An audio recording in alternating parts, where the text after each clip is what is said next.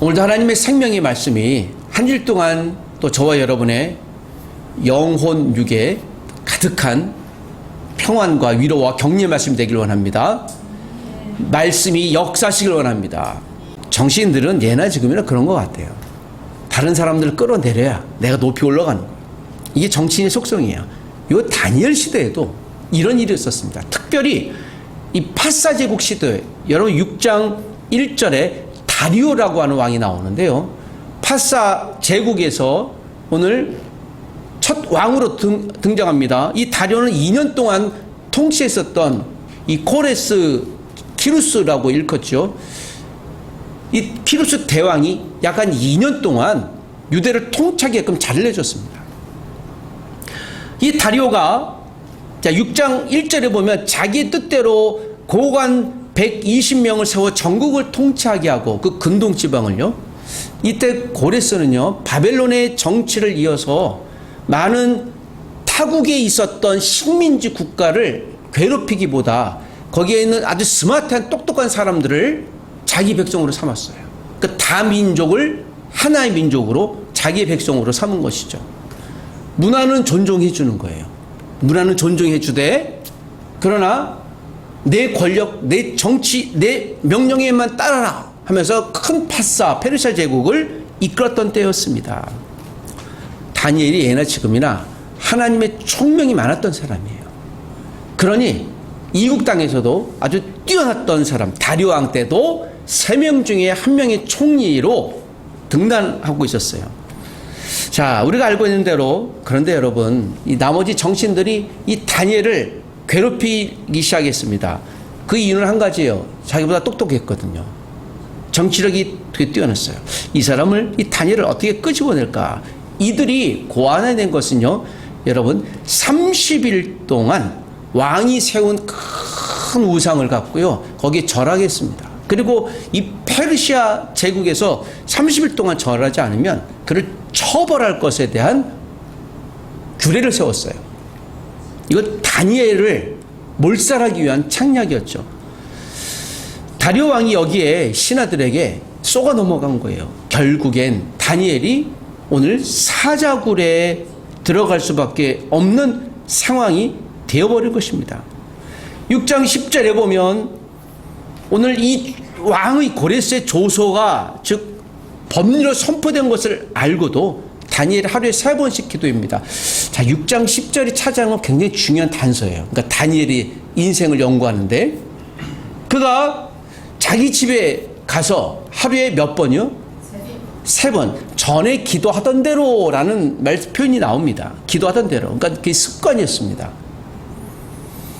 이런 걸 보면 다니엘은요, 페르시아나 또는 바벨론의 우상에게 절을 하지 않았던 것 같아요.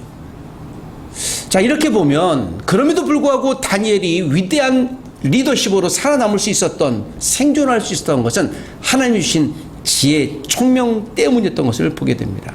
그러니까 여러분 하루 3번씩 무릎을 꿇고 기도하던 대로 하나님께 감사하였다라는 대목. 자, 6장 10절은 다니엘의 정치적으로 보면 굉장히 위험한 행동이에요. 그리고 이 행동을 보고 옆에 있었던 모략가 정치인들이 다니엘을 왕께 고소합니다. 그리고 결국 그는요 사자굴에 처형됩니다. 그 유명한 사자굴 처형 사건이 이렇게 시작이 되어집니다. 어쩔 수 없었습니다. 왕의 조서가 찍혔으니까. 여러분 사자굴에 이 당시 사자굴의 처형은요 동굴 깊숙한 곳에 한 사자를 한 달 동안 굶겨요. 그러면 여기에 음식을 제공해주면 보통 사람들 그렇게 처형해서 왕의 권위를 순종하게 갖고 하면 위협수단으로 이 처형수단을 썼다고 합니다. 여러분 다니엘이 드디어 사자굴에 들어갑니다. 사자가 한두 마리가 아니었습니다. 그런데 우리가 결론적으로 알고 있듯이 다니엘이 죽었습니까? 살았습니까? 살았어요. 여러분 사자굴에 빠져도 몸만 차리면 정신만 차리면 못 삽니다. 호랑이 잡혀가도 정신만 차리면 살 수 있다는 말은요 격언이에요. 속담이에요. 위험한 거죠. 여러분 사자굴에 그런 데 빠졌는데 다니엘이 살았어요. 다니엘의 나중에 고백을 보면 어떤 고백을 우리가 듣게 됩니까?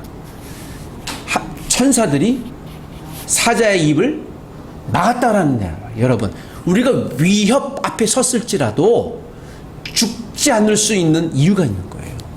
하나님이 보호하시면 가능합니다. 그래서 여러분, 이 다니엘의 사건은요, 저와 여러분 우리의 사건이 될 수 있는 것입니다.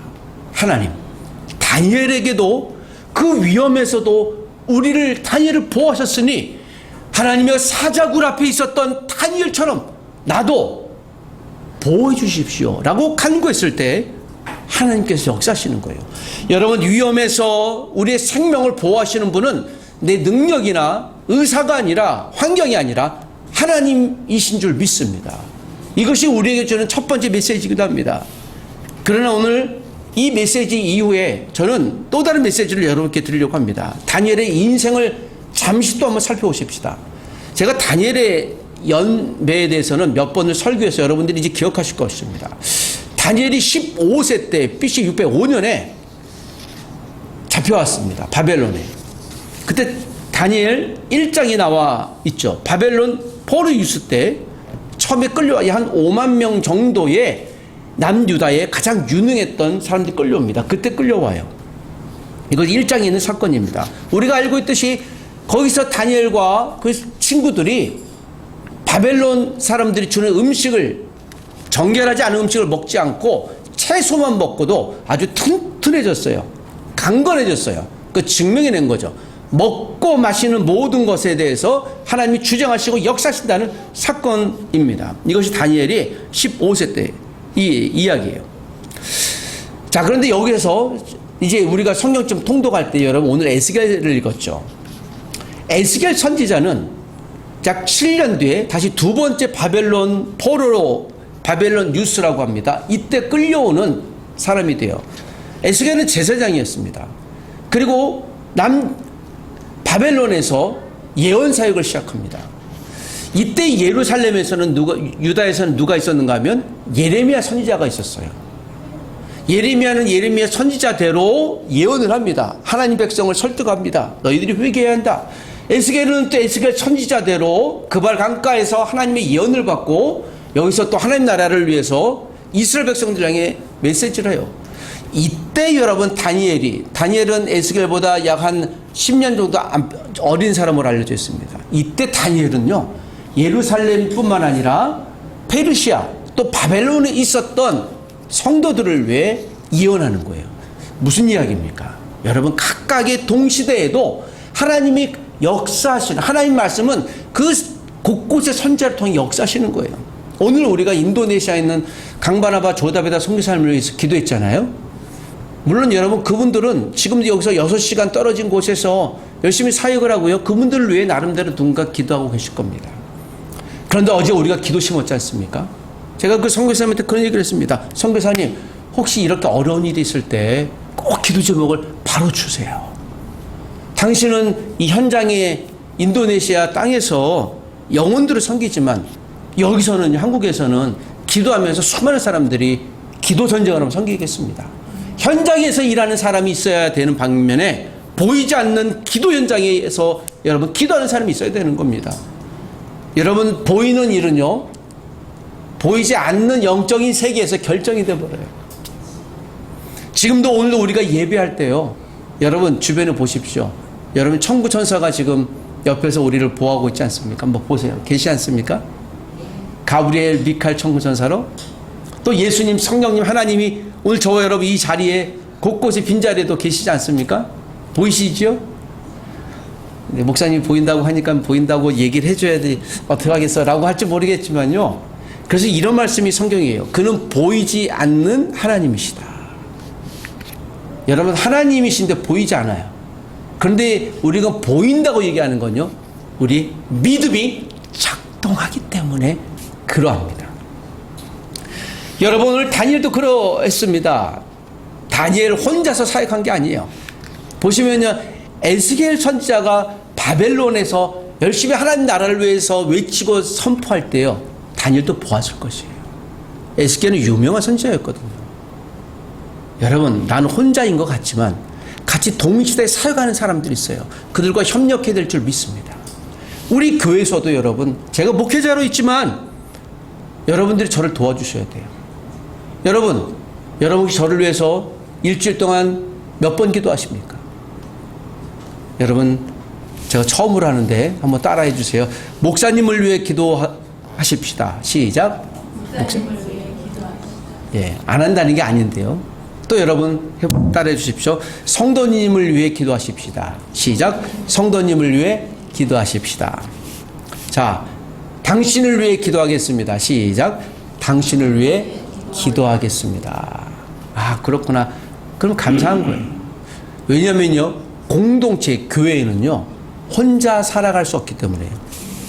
공동체라고 하는 이유가 무엇입니까?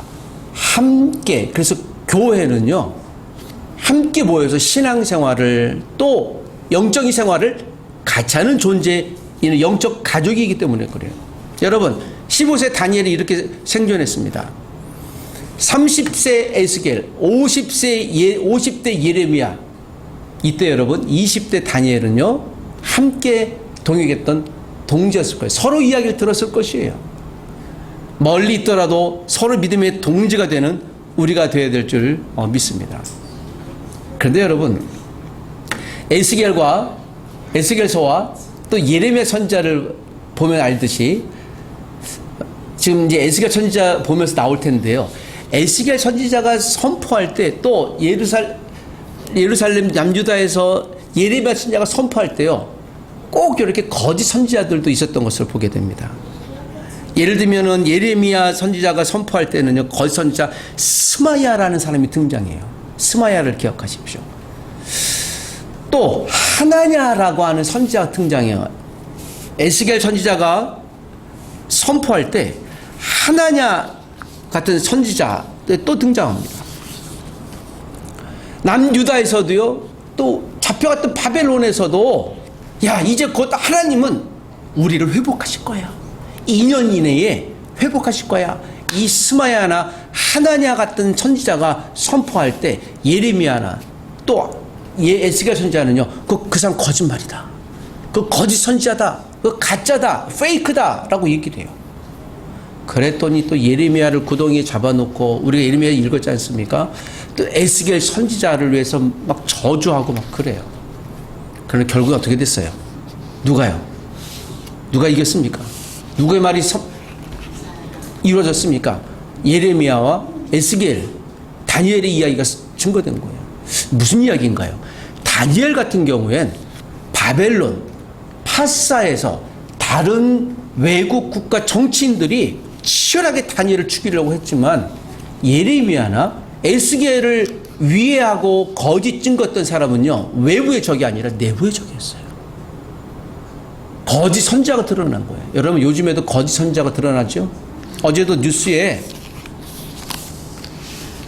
MBC에 공개적으로 신천지에 대해서 드러난 거예요. HWPA라고 하는 곳이 기억하십시오. 이만희가 자칭 성령 하나님이라고 외치는 곳인데, 이 사람들이 서울시에 재정을 얻어서 홍대나 신촌에서 유명한 문화 행사를 해요. 춤도 추고요. 근데 알고 보니까 그들이 정체를 속이고 문화 행사라는 걸 기점으로 해서 사람들이 오면 사람들에게 또 상담도 해주고 속으로 모임도 하고 결국에는 신천지로 데려간다는 거예요. 그게 또 드러난 거죠.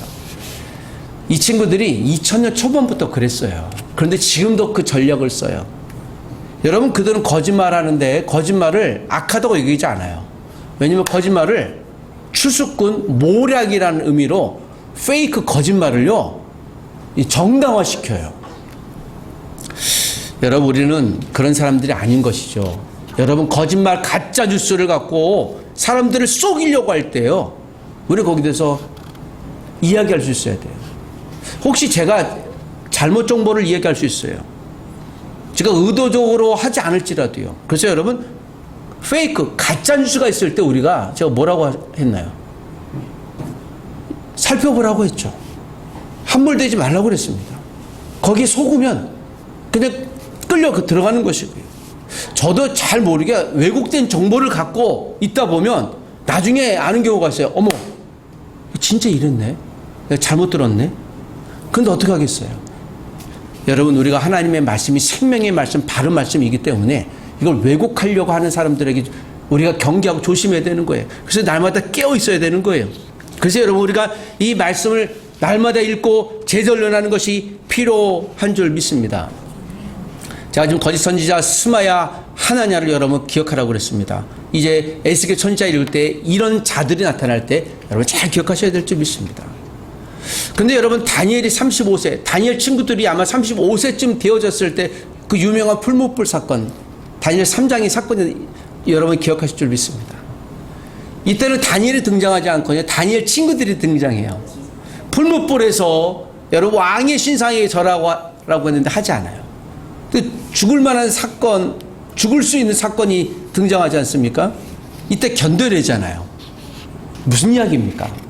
다니엘서의 주인공은 다니엘이 아니라는 거예요. 다니엘의 새 친구도 등장하고요. 여기 수많은 하나님의 보이지 않는 사람들이 있는 겁니다. 결국 다니엘서의 메시지는요, 다니엘 한 사람에게 집중되는 것이 아니라 하나님이 다니엘을 사용하셔서 하나님 자신의 일들이 멈추지 않는다는 것을 보여주고 있는 것입니다. 저와 여러분의 상황이 혹시 좌절되거나 어려운 낭망된 상황일지도 모르겠습니다. 지금도 여러분 북한에서는 대동강 앞에서 여러분 몰래 몇몇 사람들 그리스도인들이 제가 알기로 한 10만 명 안팎 그리스도인들이 있다고 그래요. 지하교인들이. 그들이 나와서 예배하고 있는 거예요. 갔다 오신 분들의 정보에 의하면 그 5분 10분 김일성 찬가에 맞춰서 곡은, 그러나 그 가사는 찬양의 가사, 그리고 성경 암송, 거기도 목회자가 있거든요. 5분 이내 설교를 해요. 심지어는 여러분 헌금까지 해요. 근데 그 헌금의 내용 가운데 제가 들은 바로는요, 남한 선교를 위해서 헌금해요. 우리 남쪽 인민들의 남쪽 교회를 위해서 그 헌금이 얼마 된다고 그걸 받았고 오신 분들의 이야기를 들어 소스라치게 놀라죠. 아니 그래? 그렇단 말이야? 여러분 오늘 아름답게 자유롭게 예배할 수 있는 것을 감사할 수 있는 우리가 되시기 바랍니다. 우리가 그런 상황에 놓여야 된다는 게 아니에요. 여러분 북한 땅을 위해서도 계속 기도해 주시길 부탁드리되, 오늘 우리가 기도할 수 있는 이 상황을 정말 감사할 수 여기는 우리가 되시길 원합니다. 그러나 여러분 때는 우리가 생활하면서도 풀무불 같은 상황이 있을 수 있는 거예요. 이게 다니엘과 그 친구들이 35세예요. 훌쩍 넘어서요. 여러분 다니엘서 5장을 가보면 57세가 돼요. 다니엘이. 이때 여러분 느부갓네살의 두 번째 예언이 나와요. 느부갓네살의 두 번째 꿈 해석이 나오면서, 이게 죄송합니다. 그 4장에 그리고 꿈을 해석해냅니다. 제가 다니엘의 나이를 여러분께 계속 집중해서 소개하고 있는 거예요. 15세, 35세, 57세 다니엘이에요. 그리고 여러분 우리가 읽었던 6장에는 다니엘이 몇 세라고 그랬습니까? 81세, 2세 요쯤 됐다고 그랬습니다. 그런데 보면요 여러분, 다니엘 1장에 그 다니엘이 15세니까 청소년이었으니까요, 좀 나름대로 혈기가 있었을 거 아니에요. 난 밥 안 먹어도 이길 수 있어요. 그럴 수 있다고 칩시다. 83세 노인 어르신인데도 그가 사자굴에 들어갈 수 있는 위험에 빠진 거예요. 무엇입니까 여러분? 또 30대에는요 풀무불에 빠져 타고 죽을 만한 사건이 있었고요. 이런 사건이 계속 일어납니다. 왜일까요? 여러분 다니엘 15세부터 85세까지 거의 60년간 다니엘은 날마다 하나님께 기도했어요. 하루 3번. 그리고 하나님은 다니엘에 계속 메시지 주신 거예요. 그를 사용하신 거예요. 여기 80대 있으십니까? 여러분 여기 10대 30대, 여러분 하나님은 다니엘 한 사람을 통해 그의 인생을 통해서요 하나님이 사용하시려고 하는 나이는 제한이 없는 거예요. 계속해서 하나님을 사용하시는 거예요. 하나님의 메시지는 여전하신 거예요. 오늘 본문 86장에는 81세 다리오 왕 때 사자굴 투옥 사건이 등장했던 것은, 그가 또 살아남았던 것은, 여러분 제가 다니엘 사건을 해석하면서 다니엘이 죽지 않았던 것은 무슨 이유 때문이라고 그랬습니까? 여러분 이게 BC 539년의 일이잖아요. BC 538년에 어떤 일이 일어나요? 1차 귀환이 일어나잖아요. 그 파사에 있었던 사람 키루스 왕에 의해서 예루살렘으로 복귀하잖아요. 첫 번째 귀환하잖아요. 그때 정치인이 누구라고? 총리가 다니엘이에요. 그러니까 다니엘이 이들의 영적인 백그라운드를 이미 사용하신 겁니다. 여러분 혹시 정치인들이나 권력을 갖고 있는 사람들 있잖아요. 힘이 있는 사람들. 이게 내 거라고, 나를 위해서만 하나님이 주신 거라고 여러분 착각하시면 안 돼요. 여러분 정치인들은 그 정치를 갖고 권력을 갖고 사람들을 섬기라고 있는 겁니다. 그러니까 통로일 뿐이에요.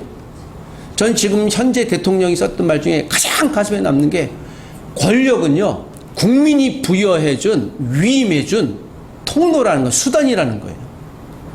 그 수단만큼 쓰임받는 거예요. 그래서 공무원은 국민들을 위해 날마다 충성 봉사하는 신실한 충성된 사람, 일꾼이라는 거예요. 그래서 와, 진짜 맞다. 물론 그분이 교회를 다니고 집사님이셔서 그런 이야기를 했는지 모르겠지만 청직이라는 게 그런 거예요. 여러분 목회자 갖고 있는 권력이 있어요. 나름대로 말씀을 증거할 수 있는, 이게 여러분 내가 증거하는 게 아닌 거예요. 하나님이 저를 통해 드러나는 거예요. 그래서 오늘 목사님이 좀 실수하셨네. 예, 그건 저의 실수일 수 있지만 여러분 제가 어떤 메시지를 하던 이 말씀은요, 저를 통해 그냥 그분이 하나님이 증거하는 거예요. 그러니까 받으셔야 되는 거예요. 거짓 증거할 때 이것을 걸려내야 되겠지만 여러분 우리 모두 한 분 한 분들에게 주신 권위가 있는 거예요. 집에서는 아버지에게 주신 권위가 있는 거예요. 어머니에게 주신 권위가 있는 겁니다. 경제인에게 주신 권위가 있는 거예요. 그거를 사람들이 사용해야 되는 거예요. 여러분 돈을 많이 갖고 큰 사업체 경제권을 갖고 계신 분이 있습니까? 그거 여러분 게 아닙니다. 권력을 갖고 있습니까? 내 게 아니에요. 이렇게 정치 권력을 갖고 있다고 자꾸 이게 내 거라고 느끼니까 뭘 받는 거예요, 뒤로. 밑으로 뭘 받아요? 뇌물을 받죠. 1억, 40억, 뭐 40억 클럽, 50억 클럽, 뭐 큰 거 한 장, 서포터 한 장, 이게 뭐 100억, 1억 된다면서요. 그걸 왜 받는 거예요? 하나예요. 이 권력이 내 거라고 착각하기 때문에요. 여러분 권력이 내 게 아닙니다. 누구 겁니까? 그러니까 다니엘이 기도할 수 있었던 거예요. 아, 내가 이러다 죽을 수 있겠구나. 그래도 이 권력은 누가 주신 거니? 하나님 주신 거니까 소명 따라 살아야지. 여러분 소명을 잃으면요, 권력을 자기 것으로 착각하게 됩니다. 건강도 하나님 거예요. 이게 여러분 81세 다리오 왕 때 사자굴톡 사건입니다. 그리고 여러분 우리가 읽었던 6장 10절 이후에 보면 이게 키루스 2세 때 이야기. 여기 여러분 다니엘서 6장 이후에 보면 여러분 7장부터는 해석이 약간 난해한 부분들이 나오기도 하는데요. 어떤 내용이 나는가 하면요, 하나님께서 오늘 다니엘을 통해 환상을 주세요. 오늘 특별히 여러분 9장을 좀 집중해서 보시면 9장 20절에서 23절 4절 보면요, 다니엘이 3일에라고 나옵니다. 3주 동안 작심해서 간 거예요. 9장 20절 보면 내가 이같이 말하여 기도하며 내 죄와 내 백성 이스라엘 죄를 자복하고 내 하나님의 거룩한 산을 위하여 내가 하나님 여호와 앞에서 간구할 때에 라는 말씀입니다. 21절에 곧 내가 기도할 때에 이 환상 중에 본 그 사람 가브리엘이 천사예요. 천사장. 빨리 날아와서 저녁쯤에 내게 이르되 라는 말이 나와요. 23절에 보면 곧 내가 기도를 시작할 쯤에 명령이 있으므로 라는 말씀이 나옵니다. 여러분 하나님은 오늘 다니엘을 통해 어떤 일들을 보여주시는 거예요. 환상을 보여주시는 거예요. 이때가 여러분 다니엘이 몇 살 때요? 네. 그리고 여러분 10장에 보면요, 고레스 3년에 이때가 85세예요. 이때 여러분 다니엘이 환상을 봅니다. 그런데 여러분 10장 12, 13절 보면 이런 말씀이 있어요. 그런데 바사 왕국의 군주가 21일 동안 나를 막았으므로 라는 말이 나와요. 그런데 미카엘이 와서 나를 도와주므로. 미카엘은 천사장이거든요. 영어로 마이클이에요. 미카엘, 가브리엘은 천사장이에요. 다니엘이 지금 여러분 7장부터 12장까지 하나님의 환상을 보는 거예요. 그런데 다니엘이 오늘 10장 13절 보면 21일 동안 3주 동안 그가 기도하는데요. 바사국 왕국의 군주예요. 이건 악한 사탄 의미하거든요. 사탄이 와서 다니엘에 주시는 하나님의 음성을 기도를 응답을 못 받게 싸웠다는 거예요. 이때 마이클 천사장이 와서 그 사단을 물리쳤다라는 거예요. 그러면서 응답을 받은 걸 기록한 것이 뒤에 있는 내용이에요. 그 뒤에 있는 내용을 제가 짤막하게 설명드리면 다니엘 이것을 해석한 게 10장 11장 이후의 일인데요. 이때 여러분 북방왕 남방왕 큰 왕이 나타나서 나중에 이 제국을 만들 것이다 라는 나라예요. 북방왕 남방왕 그리고 큰 왕이 나타날 것인데 그가 북방왕 남방왕을 다스리고 이게 4개 왕으로 또 나누어진다. 이게 언제 일인가 하면요 여러분 212년 뒤에 있을 헬라왕 그 위대한 왕이 누굽니까? 무슨 대왕? 알렉산더 대왕, 헬라의 알렉산더 대왕이 나타나고 북방왕, 남방왕. 북방왕은 셀류크스 왕국이고요. 남방왕은 프톨레미 왕국을 의미해요. 자, 이것은 제가 나중에 한번 다시 설명드릴게요. 그리고 헬라 제국 뒤에 이후에 로마 제국이 나타나고 예수 그리스도가 오세요. 즉 오늘 지금은 파사 제국인데요. 아직까지 538년에 212년 뒤에 있을 예언을 지금 여기서 받은 거예요. 무슨 이야기예요? 여러분 이때 다니엘의 나이가 몇 살이라고요? 85세예요. 200년 뒤에 있을 일을 다니엘에게 보여준 건 뭐예요? 너는 앞으로 200년 동안 더 살겠다 이런 뜻인가요? 그리고 다니엘은 이 예언 이후에는요 다니엘은 이제 하늘나라로 갔을 것이에요. 무엇입니까? 다니엘이 이걸 아직 이해 못했어요. 그런데 무슨 이야기인지 모르겠지만 하나님이 주신 예언의 말씀이니까 그대로 받아 적은 거예요. 저는 오늘 여러분께 이 말씀을 하고 싶었습니다. 여러분 하나님의 말씀은요 비전이에요. 다니엘이 이해가 안 됐을지라도 에스겔도 마찬가지예요. 에스겔 1장에 에스겔의 30대 초반에 예언을 받았는데 무슨 신비한 환상 예언을 받았어요. 이해가 안 됐어요. 그런데 했어요. 기록했어요. 무엇입니까? 오늘 이 예언은 200년 뒤에야 성취된 것이죠.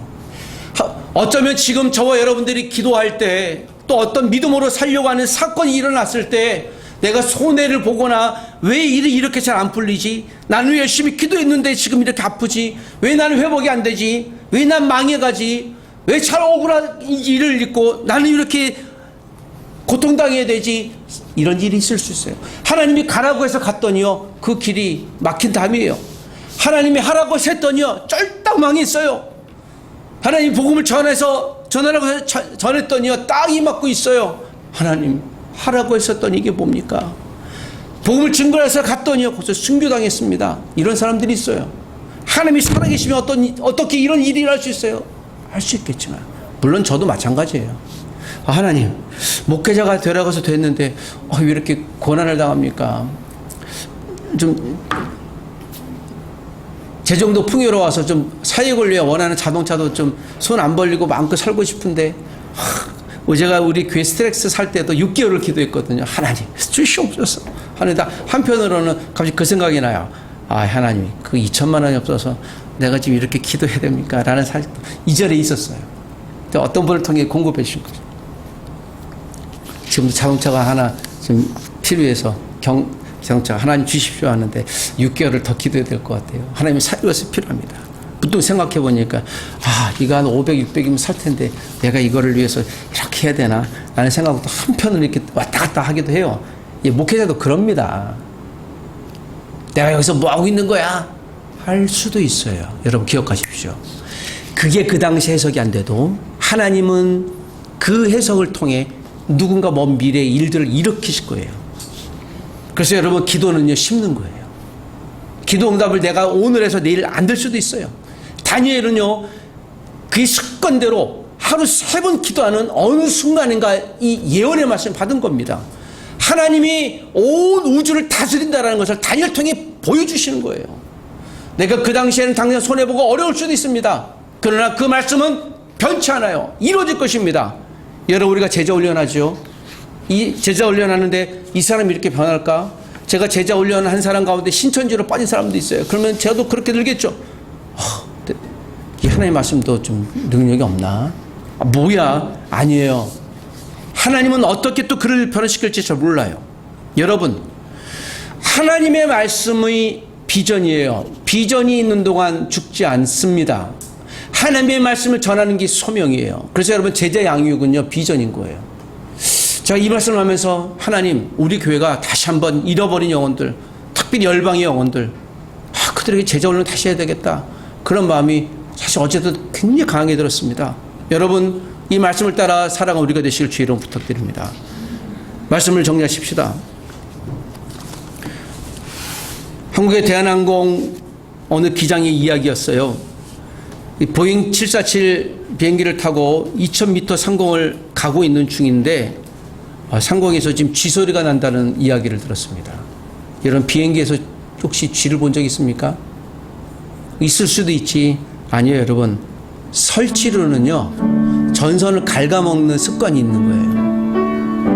이 한 마리가 비행기의 어떤 전선을 갉아먹으면 지금 수백 명의 생명이 위험하잖아요. 지금 이 기장이 굉장히 긴장된 거예요. 그런데 베테랑이었던 이 기장이 순간 떠오른 아이디어가 있었습니다. 설치류는 5000m 상공에서는요, 숨을 못 쉰다는 것을 알고 있는 거죠. 그가 승객에게 지금 이 비상상황을 알리고 지금부터 야가 5000m 상공으로 예전과는 다른 길로 올라갈 테니 여러분들이 대기해 주십시오. 5000m 상공으로 올라 급상승을 했고 30분 동안 운행했습니다. 그 설치류 소리가 들리잖아요. 쥐가 죽었던 거죠. 다행히 무사히 운행을 마치고 나중에 그 쥐를 수거했다고 합니다.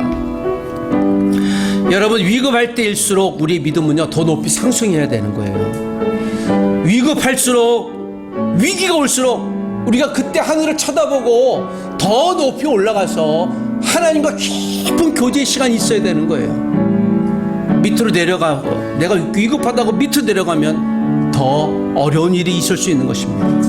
여러분, 불안하십니까? 그렇죠. 사람은 불안할 수밖에 없습니다. 하나님 불안합니다. 그러나 이 불안을 가져가 주십시오. 여러분, 다니엘이 사장으로 있었을 때 왜 불안하지 않겠어요? 그러니까 기도한 거죠. 살려달라고요. 81세 노인도 살고 싶은 거예요. 살려주세요, 하나님. 내가 여기서 죽으면 어떡합니까? 그랬겠지요. 하나님이 살려주신 거예요. 왜요? 하나님이 계속해서 그의 예언을 통해 하나님 나라가 여전히 임하고 있다는 걸 드러내야만 했기 때문입니다. 85세가 되어야 다니엘의 인생은 끝났어요. 하나님의 말씀이 멈춰진 거죠. 하나님의 말씀을 갖고 있는 한 죽지 않을 것입니다. 하나님의 말씀을 붙드는 동안 우리의 소명은 멈추지 않을 것입니다. 여러분의 인생까지 이렇게 기도하십시오. 하나님이여, 나를 통해 하나님의 말씀이 멈추지 않게 하여 주옵소서. 나를 통해 하나님의 복음이 증거되게 도와주옵소서. 80대 노인입니까? 90대 어르신입니까? 아니요, 괜찮아요. I don't care. 괜찮아요. 하나님 여러분을 사용하실 것입니다. 저는 6살, 5살 아이인데요, 하나님이 이 아이를 통해 사용하실 것입니다. 우리는 부족한데요, 없는데요, 그 없는 것마저도 하나님이 사용하실 것입니다. 하나님 여러분들을 놀랍게 사용하실 것입니다. 주님, 나를 사용하여 주시옵소서. 기도하십시다.